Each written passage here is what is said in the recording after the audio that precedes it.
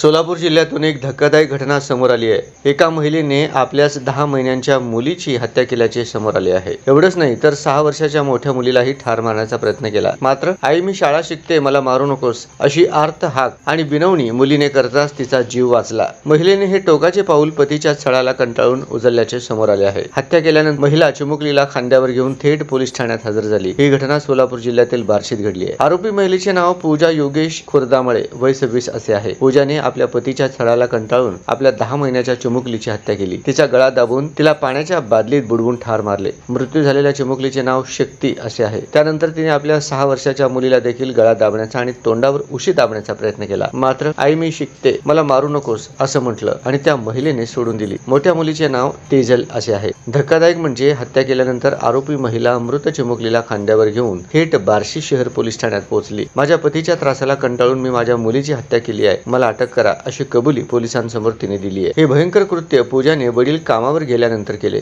बार्शी शहर पोलिसांनी या प्रकरणी भारतीय न्याय संहिता BNS कलम 103(1) आणि 109 अन्वये गुन्हा दाखल केला आहे। या घटनेने परिसरात मोठी खळबळ उडाली आहे। गुन्हेगारी प्रवृत्ती एवढी का वाढत चालली आहे असा प्रश्न या घटनेनंतर उपस्थित होत आहे। एका आईनेच आपल्या पोटच्या मुलीचा जीव घेणं ही अत्यंत हृदयद्रावक आणि समाज मनाला हादरून टाकणारी घटना आहे। या प्रकरणाचा नेमका तपास सुरू असून या टोकाच्या निर्णयामागील कारणांचा शोध पोलीस घेत आहेत।